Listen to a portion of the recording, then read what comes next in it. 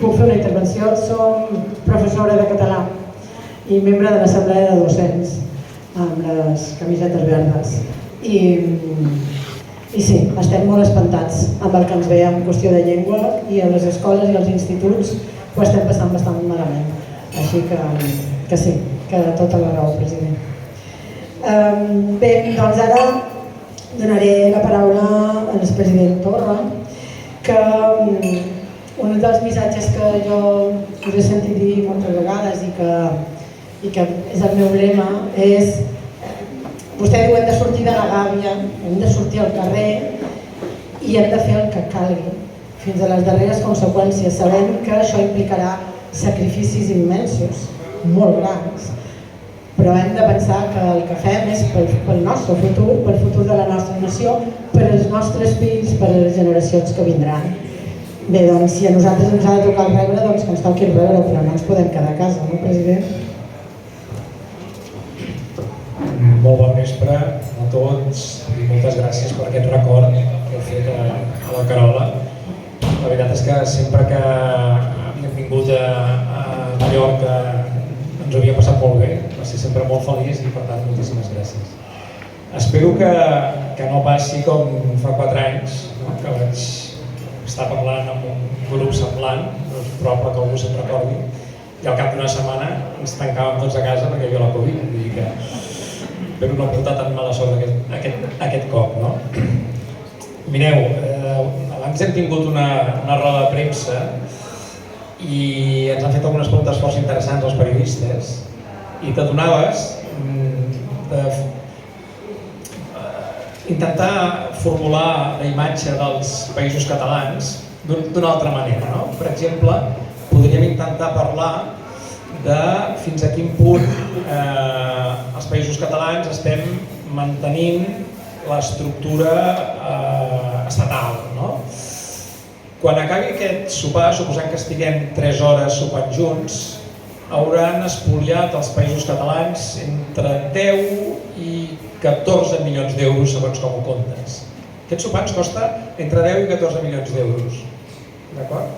Cada any s'està espoliant al Principat de Catalunya al voltant d'uns entre 20.000 i 22.000 milions d'euros. Al País Valencià, uns 11.000 euros.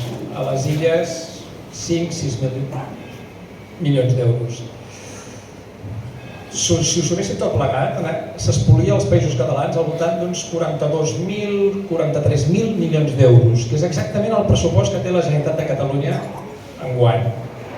És a dir, tot el que la Generalitat de Catalunya necessita per funcionar és exactament tot el que s'extrau dels països catalans per mantenir una estructura estatal que diguessis, si aquesta solidaritat ens servís doncs, per tenir un corredor mediterrani, per tenir unes millors escoles, per tenir unes pensions que no hagin de patir perquè la nostra llengua la tinguem salvada, és 42.000 milions i el que faci falta. Però és que no tenim corredor mediterrani, estem patint per la llengua, tenim uns països al punt del col·lapse, perquè és així, hem tingut uns models de creixement que ens han portat al punt de col·lapse en pràcticament tots els serveis públics, sigui sanitat, educació, el que vulgueu, però estem ara en aquests moments, no? Clar, i davant d'això dius, molt bé, la situació avui no és una situació, diguem, o almenys fa 4 anys, quan jo vaig estar aquí amb tots vosaltres, hi havia una sensació encara d'una esperança, diguem, molt més clara de la que puguem tenir avui mateix en el Principat i jo diria que la resta dels països catalans. I davant d'això podríem ara tenir la temptació de caure en els laments i en la desolació. Jo us he de dir que és francament difícil ara també en el Principat tenir una conversa política per engrescar la gent, per donar-nos una esperança, diguem, curtterminista, etc. Però és que cometríem un error monumental si optéssim pel lament i no per l'acció. És a dir, em sembla que a pesar de tot el que el procés en el Principat ens ha ensenyat, i són moltes lliçons, i són molt doloroses aquestes lliçons que ens ha ensenyat, i després potser tindrem oportunitat d'entrar en recuperació,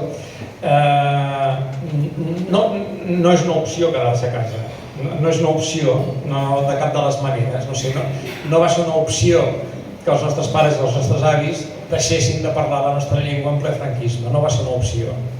Els pares i els avis van resistir, ens van transmetre una llengua, vam ser capaços d'explicar una cultura a la gent que ens va arribar. Molt bé, és increïblement més difícil tot plegat. La globalització ha jugat en contra d'un país sense estat. Jo sempre dic que, escolta'm, un danès o un eslovè que pateix pel futur de la seva llengua, no pateix perquè té un estat. Té un estat al darrere que li ofereix la garantia de que la seva llengua tindrà una protecció X. Nosaltres no, nosaltres som uns països que vivim en l'intempèrie absoluta. I depenent de què decideixin els nostres amics dels tribunals superiors d'on siguin, o el Tribunal Suprem, depenent del que legisli el govern espanyol, nosaltres tenim unes determinades competències o no les tenim uns determinats càrrecs o ens inhabiliten, etc. O ens posen a la presó o s'ha de marxar a l'exili. En fi, per tant, tenim unes dificultats immenses. Però és que el pitjor que ens pot passar és el sofà i és la desmobilització i és, diguem, la desolació de pensar que ja no podem fer-hi res. Perquè és que les xifres són realment destructives si no fem res. És a dir, els nostres països no són viables si no som independents. No ho són. No ho són, és impossible. És impossible que fem brillar els serveis públics. Si ara tenim un president al Principat, el president Illa, que diu que es vol centrar en la gestió dels serveis públics. És impossible.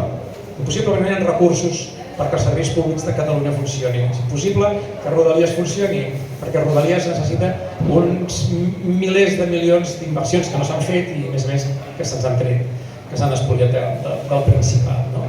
Per tant, la decadència dels nostres països és bastant inevitable. Mireu el PIB dels nostres països, fins i tot la renda per càpita de cada un del Principat, del País Valencià o de les Illes. Ha baixat en tots els nostres països. I això té unes conseqüències per la qualitat de vida, pel futur dels nostres fills, immenses. I és per això que seguim lluitant i és per això que, sincerament, i us ho dic, la primera vegada que estic fent aquest discurs tan optimista, perquè sí, perquè jo era dels que jo ja no vull fer discursos polítics, mira, la llengua que em preocupa moltíssim, perquè si la llengua falla, fallarà tot, jo soc dels que penso que efectivament la llengua és la columna vertebral dels països catalans, per tant és el bé més preuat que tenim, etc. I per tant,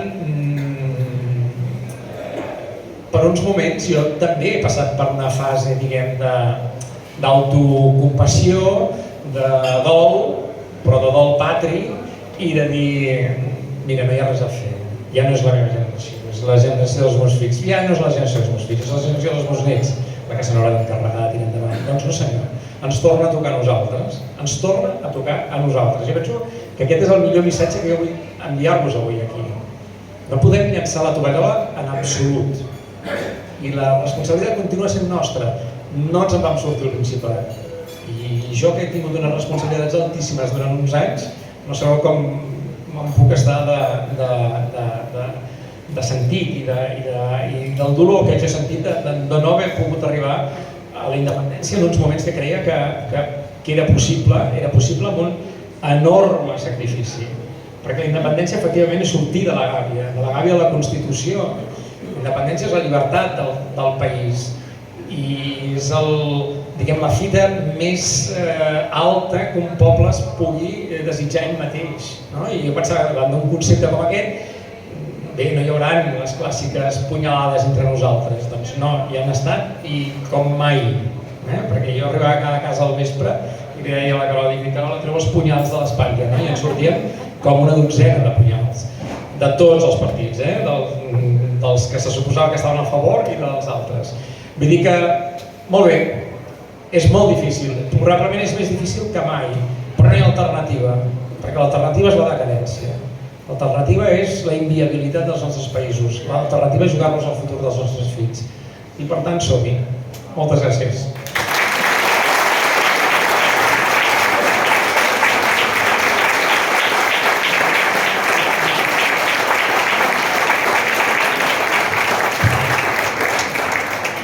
Gràcies, president. I efectivament, més prova que estem disposats al sacrifici que a la defensa de les urnes, crec que no n'hi ha, no?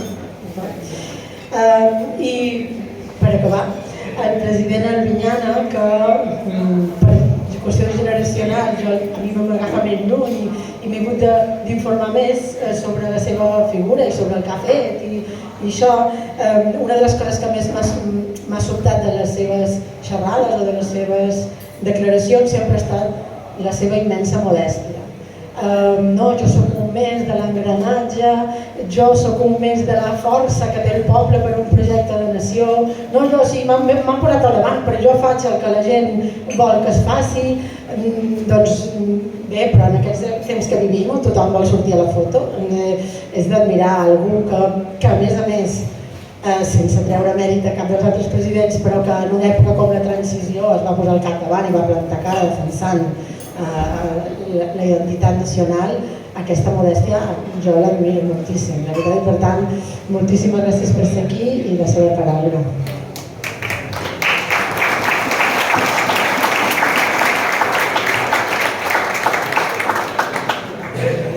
Bona nit. Estem molt feliços d'estar ací. Hem eixit este matí del poblet on vivim, reitero, la meva esposa i jo sols, hem agafat l'avió i ens sentim com en casa. Perquè el meu poble és aquell, com deia Josep Pla, on dic bon dia, la gent em respon bon dia. I deixa de ser el meu poble quan me contesten en una llengua estranya. No puc fer-me modest, però estic molt content d'estar amb els meus entranyats amics i molt honorables presidents Torra i Soler. Institucionalment, la seva política ha sigut de primer líg, la meva ha sigut més inicial i més modesta, però en qualsevol cas, de lo que estic molt satisfet és de la demostració de l'assistència dels països catalans en aquest acte. Perquè els països catalans estan dins de nosaltres i això és el que ens dona la coherència i la lògica del nostre relat. Un relat que no només té la llengua, té molt més coses. La llengua és l'ADN de la nostra nacionalitat, ho dia el professor Francesc Guarner. Però a banda tenim no tan sols la història, tenim el sentit de la productivitat econòmica, tenim la cultura i tenim un model de societat que ens identifica sense necessitat d'aclarir-ho. Nosaltres som igualitaris, som feministes, som justos, som treballadors i un llarg etcètera. Hi ha qui nega els països catalans i es neguen des de perspectives llunyanes, en altra llengua, o en perspectives més properes, utilitzant la nostra mateixa llengua.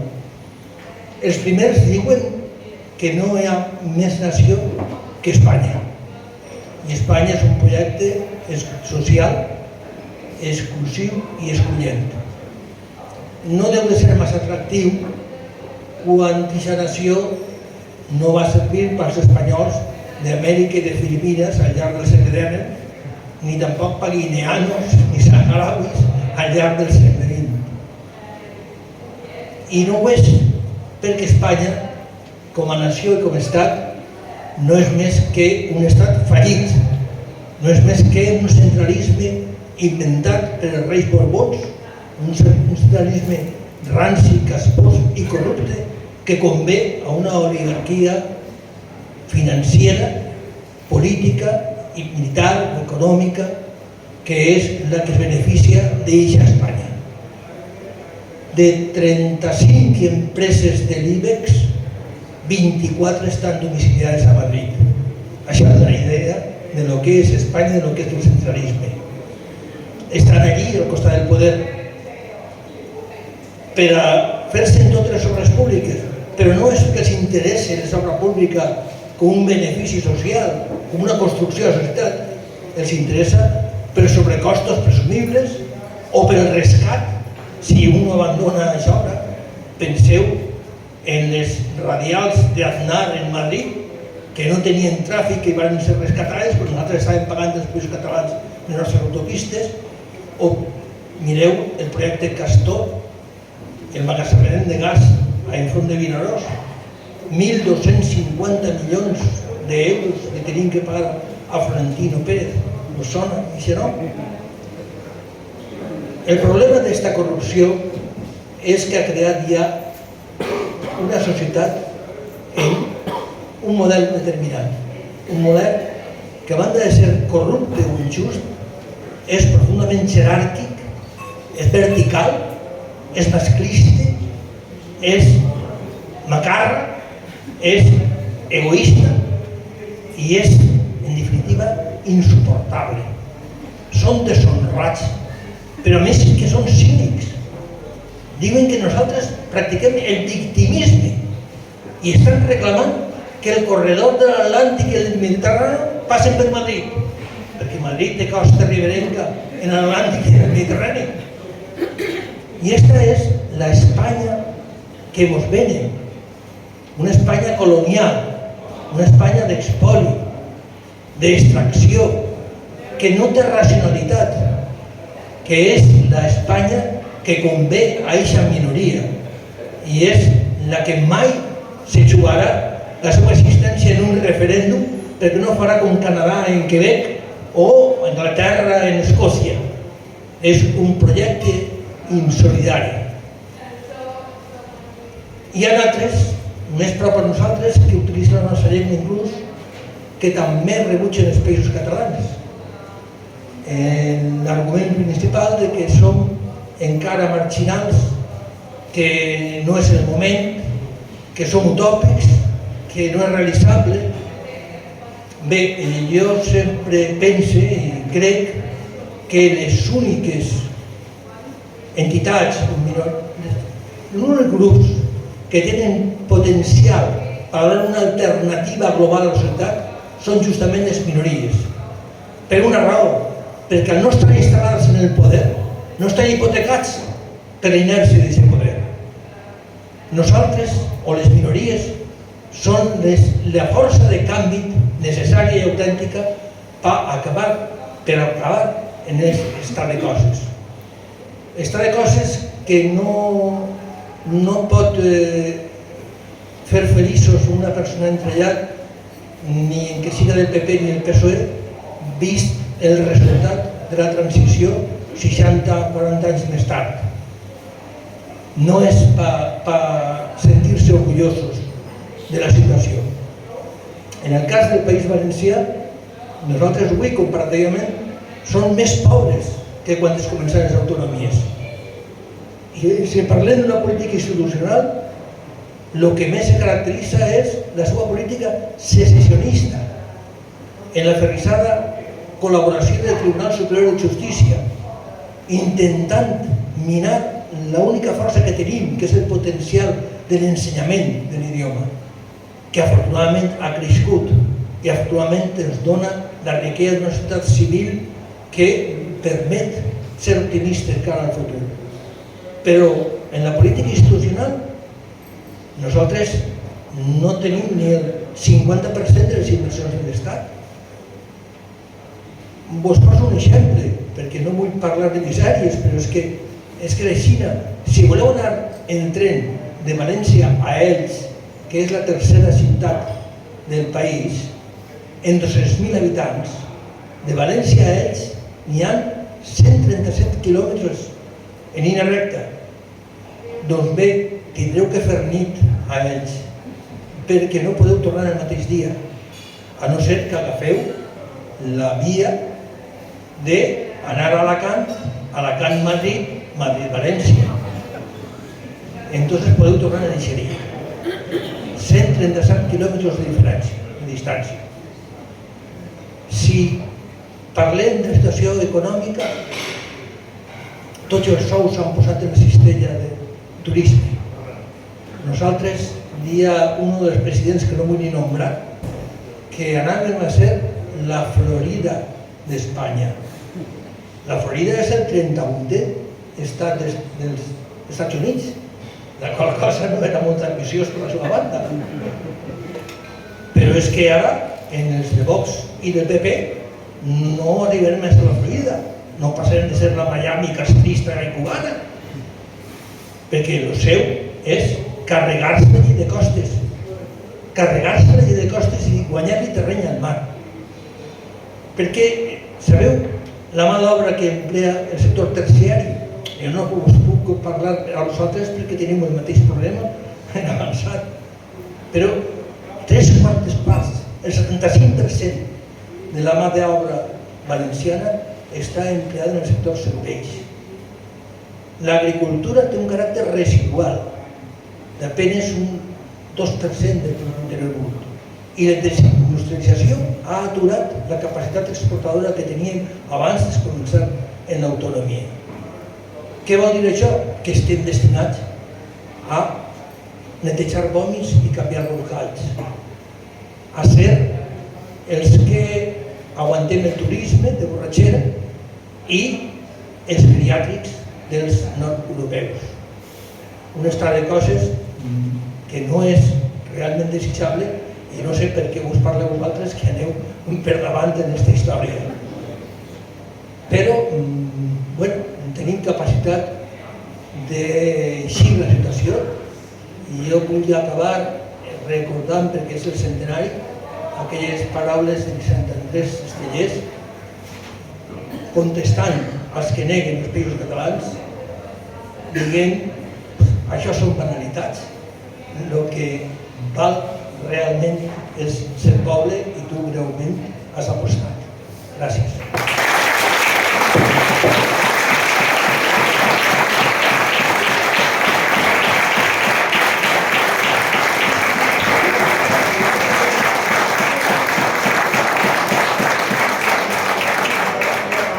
Gràcies, president. Veieu que deia jo de la modèstia? Abans de començar m'ha dit jo a parlar, perquè jo ja soc vellet i ja parlar molt, i després es llueix amb aquests discursos.